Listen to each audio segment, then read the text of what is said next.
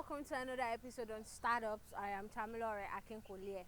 On this episode, we'll be talking about the automotive industry in Africa, which dates back to the 1950s and consists of the production of passenger cars and commercial trucks. Now, the African automotive market is expected to grow rapidly due to supportive government incentives and increasing urbanization in major countries in the region, which are encouraging infrastructural development in the region, thus creating a positive outlook for the market. AutoCheck is an automotive technology development company that builds solutions aimed at enhancing and enabling commerce within the automotive sector. It provides solutions that improves access to auto loans and lots more. The company has helped increase the outlook of the automotive market in Africa. Now let's see how they've helped in growing the automotive industry together.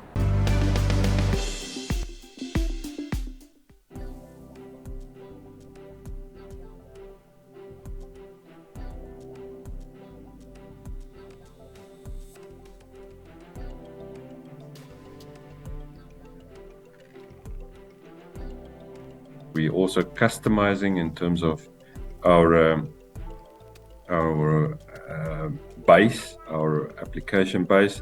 So when we see there's a need for a specific, we're nimble enough to actually develop a new product over about 2,000 dealers over the continent to make that relationship, make that journey for the customer a lot better. I think the base of success for us is customer service.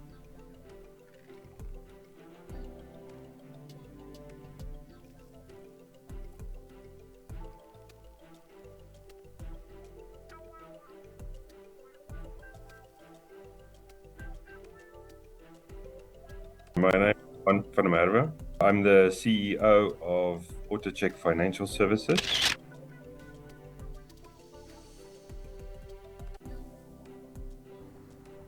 Africa's automobile market is among the most underdeveloped in the world.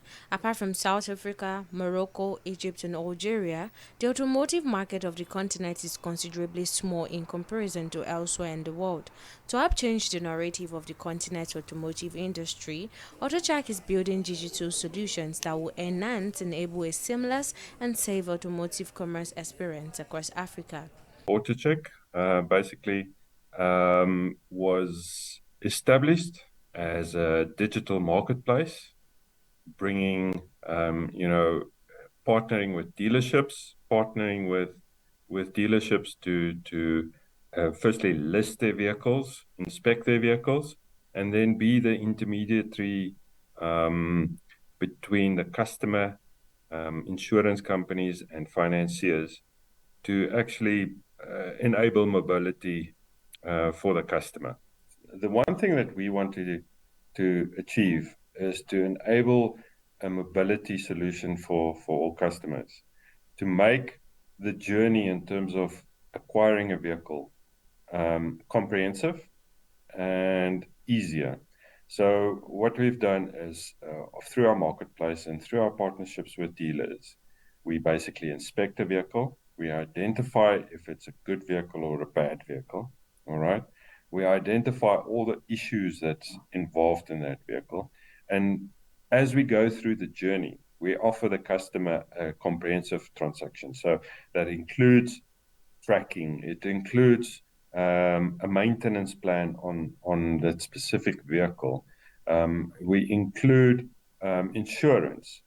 And then I think one of the competitive advantages that we're building on is to make the journey seamless and quick for the customers.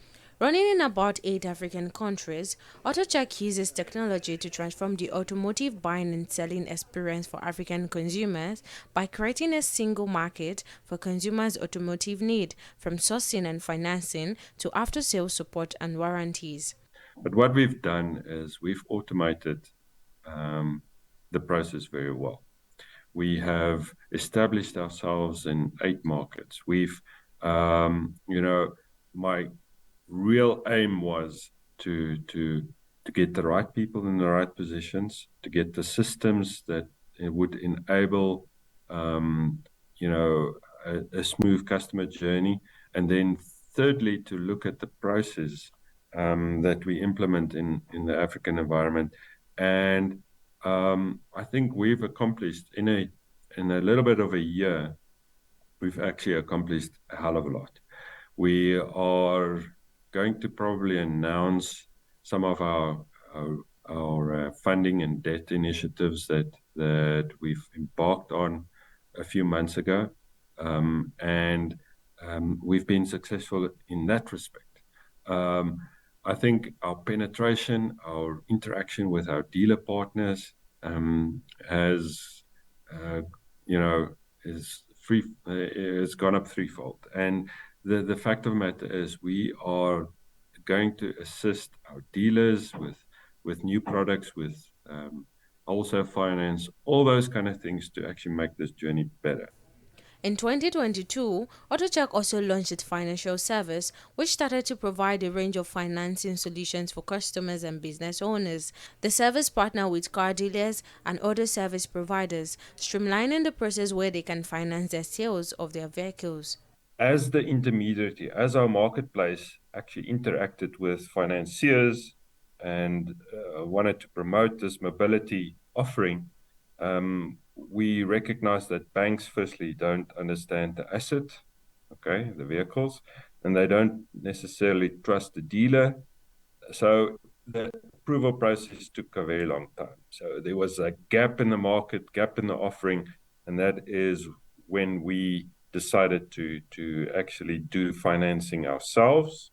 Okay, and so the financial business has been going for just about a year, and through that we've obviously we in most of the markets that our marketplace is in, and off the back of that, we finance vehicles for customers. Partnering with over 2,000 dealers, AutoCheck not only provides a platform where customers can get the perfect vehicle, it also stands as an intermediary between vehicle owners and insurance companies, giving their customers a seamless experience. I think that is definitely part of what we want to offer. We also customizing in terms of our base, our application base. So when we see there's a need for a specific, we nibble enough to actually develop a new product that suits that market. We obviously working very closely with our dealer base, which is at this stage over about 2,000 dealers over the continent, to make that relationship, make that journey for the customer a lot better. I think the base of success for us is customer service, and to actually enable. I think through that there is a lot of opportunities. There's opportunities in making a better offering in terms of insurance, and better offering in terms of interest rates, and all those kind of things that we're building towards to make this more affordable, easier, and a better experience for all customers out there. One of the basic challenges the company faces is the low penetration of vehicles in car density in Africa. Unlike every other continent, the African automotive market is relatively small. For a continent with over a billion inhabitants, it only occupies 1% of the global new vehicle sales market. We have a few challenges in Africa. One is a very low credit penetration. As I said, banks, financiers are very reluctant to finance assets because they don't understand vehicles. And the second thing is a very low car density in the African environment. So for just some stats, for a continent with over a billion inhabitants, it only occupies 1% of the global new vehicle sales market. So, we are a very big continent, and we lagging in terms of new vehicle sales. Then if you have a look at the car density, we about 44 vehicles per thousand adults in Africa. Now, that compared to the rest of like Europe and the rest of the world that runs about 180 vehicles per thousand adults. Now, also bear in mind that some of these countries, like America, Europe, have very good transport systems. Where Africa, it's obviously, as we know, it's lacking. So, in terms of that, I think the our car density and our credit penetration together is not conducive to a very good like market, and that's a gap that we're trying to fulfill. Looking forward to getting established in other African countries, regardless of their different operational rules, AutoCheck looks forward to harnessing the largely untapped potential in the automotive sector to be a final frontier for automotive growth. You know, we've established ourselves in 8 countries. That is obviously it's Egypt, Morocco, Senegal, Cote d'Ivoire, Nigeria, Ghana, Kenya, and Uganda. Um, what we wanted to do is stabilize those countries, okay, and through the main hubs or the main centers, which is around the economic hub. As we build out our offering, we would obviously go in into into the broader market in those countries and build out our customer base through that. Right now, we have a very diverse and obviously big customer base. I think, as I said, we partner with over 2,000. We've got a footprint of over 2,000 dealers that we deal with, and we list a substantial number of those dealers' vehicles on our marketplace. So, from a customer point of view, I think there's obviously the potential in Africa is almost unlimited at this stage because there's no real like solution other than the one that we offer. With the global value chain already undergoing a shift, AutoCheck not only makes mobility seamless for Africans, but also helps to increase the economic growth and value of the African continent. Welcome back. For those just joining us in this episode, we are focusing on the automotive industry in Africa. Now, even though there is no accurate data on the number of tricycles in Nigeria, some estimates put the number at over 1 million. And almost all of them are used for commercial purposes to convey passengers from one point to another, and sometimes they are used to convey goods from one point to another. Now, generally, these tricycles run on petrol. But a Nigerian man looks forward to making the mode of transportation electrical. Let's see how far he has gone in his feat.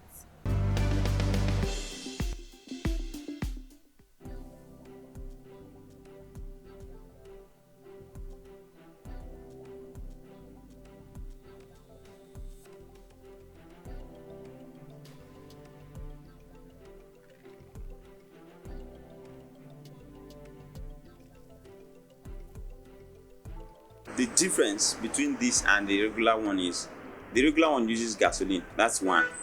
Then secondly, the regular one costs more to operate because on the average a user, a driver who drives a tricycle, for instance, spends about 2,000 naira every day on fueling, which is equivalent with the same day that is equivalent to if the driver was using our electric version, he will spend 800 naira instead, which is at over 60% cut in the cost. What Innoson is doing is something great, and that's something that we should encourage more people to come into.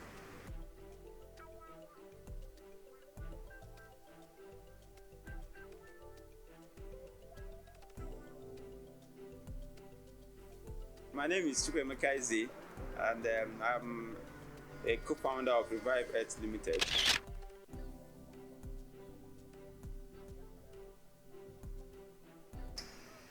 Tricycles are simply ubiquitous in the country.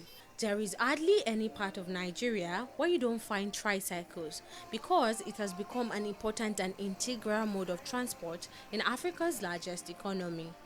Now, these tricycles run on petrol, but one young Nigerian engineering graduate is on a mission to convert petrol-driven tricycles in the country into electric-powered ones, thereby cutting out the emission from tricycles in the country and at the same time save owners and drivers from spending on petrol.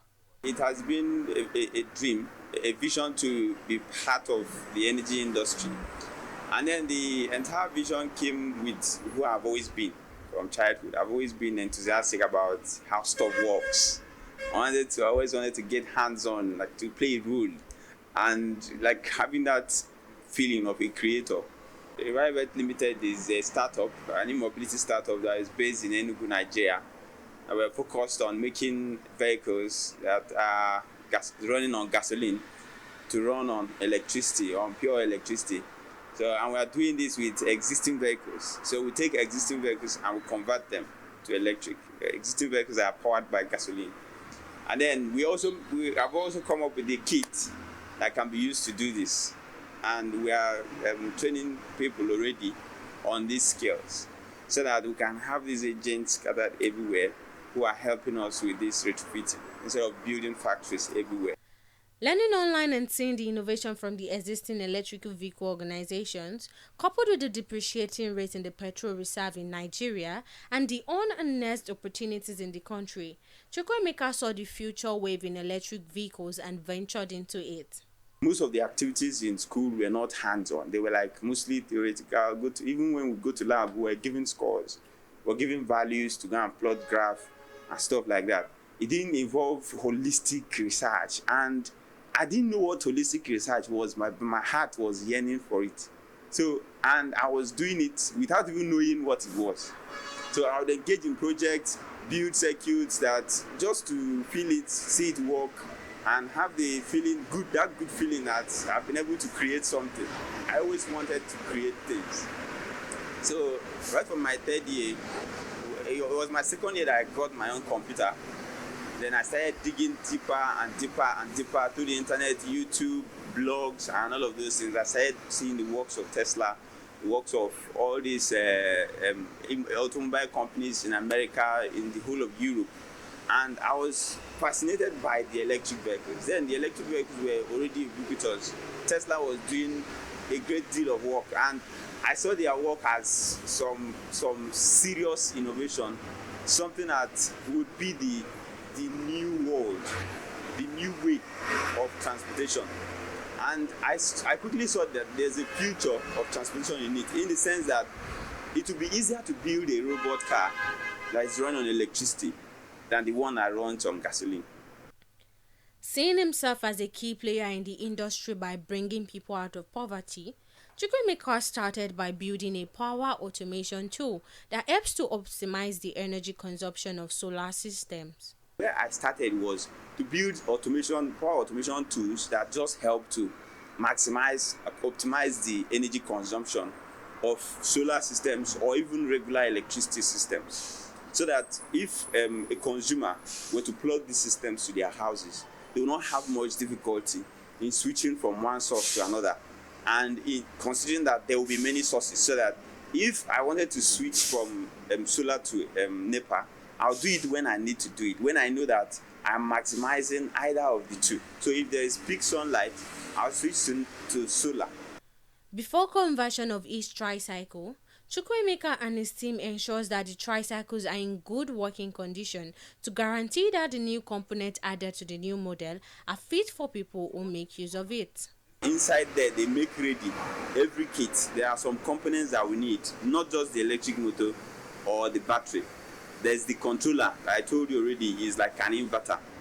It's essentially an inverter. So all the testing that connects these components to the electric motor, that connects the battery to the electric motor using these components, they are all tested here inside before they are brought out. So before a vehicle is ready to be worked on, we assess everything. We assess the state of we lose the engine entirely, take it apart and study everything and be sure that the integrity of the components are still intact. If there's any component we need to move out of the engine, we'll move it. Even if those ones are not necessarily the ones that we'll remove entirely. There might be some parts that are weak already, like some gears that have eaten up, their teeth have eaten up, or the fiber may not be very effective anymore. So we replace all of those components on the engine and wash it well, clean it, and sometimes we repaint it as well. And then as well, the vehicle body, because it has been exposed and used for a long time, we also clean up the engine, the entire vehicle, and then make it ready for some fabrication, because there are some fabrication work, some welding, cutting, drilling that goes on inside it before we bring the kit out. So all those like where the battery will sit and where the controller will sit, how the electric motor will couple to the new transmission that we're going to produce after the cleaning, all those things are arranged on the vehicle. The major components in the new system is both the electric motor and the battery. The battery being the power source now, and the electric motor being the engine. So everything that is attached to it is what helps to take the power from the battery in the way it needs to the electric motor, and to ensure that there is adequate control. If I want to speed up, I'm able to do that. If I want to reverse, I'm able to do that. If I want to brake, I'm able to do that, and all of those things. So what we take out essentially is everything that has to do with the combustion system, like the piston and everything that is attached with it, and then all those timing systems to make sure that to connect the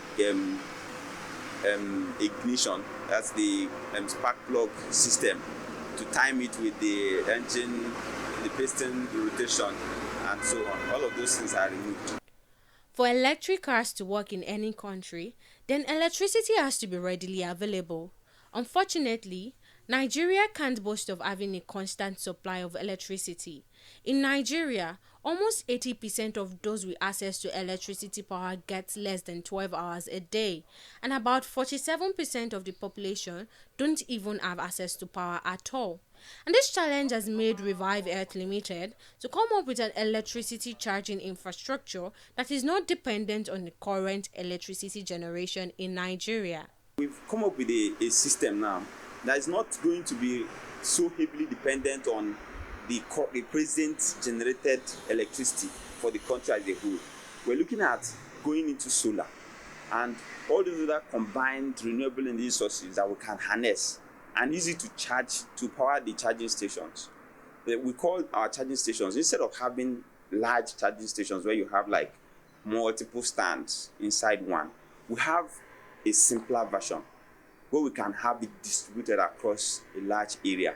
So instead of having 10 in the place, we have that 10 along at strategic places along a route, or maybe at different routes, and we call it the swapping booth.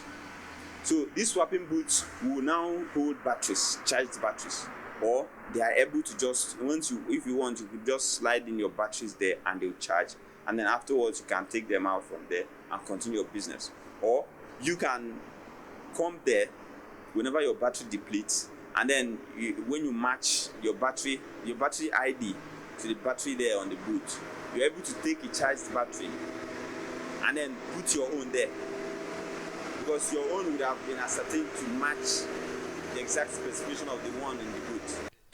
Funding the boat which he plans to put in strategic areas seems to be a difficult task for Revive Health, and has streamlined their process of production, which involves not getting sophisticated machines for production. According to Chukwuemeka, getting investors would mean getting people who have visions.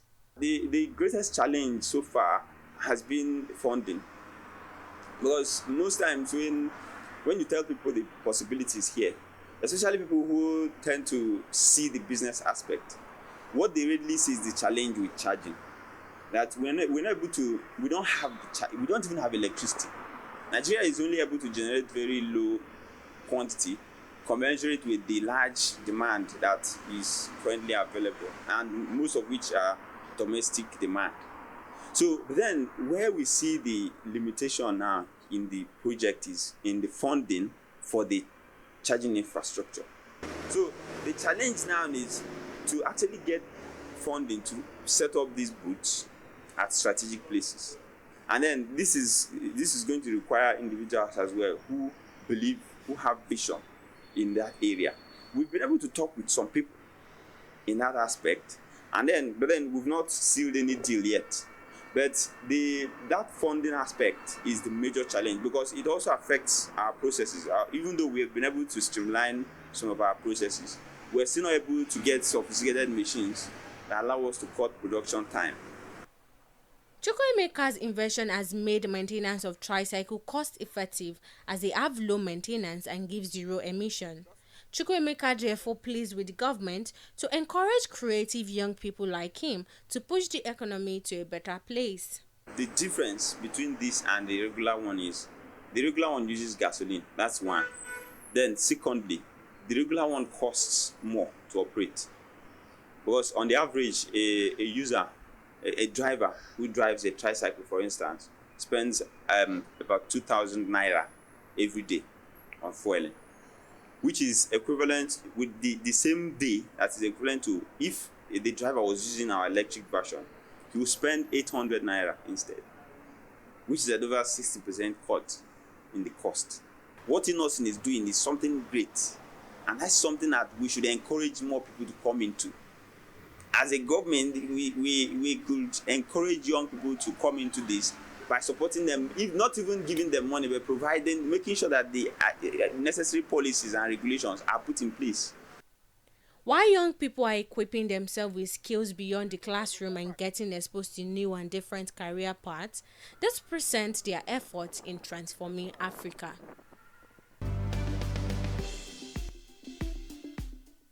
And that's all we can take on this episode on startups. Thank you for watching. I am Tamilore Akinkolie. Bye for now.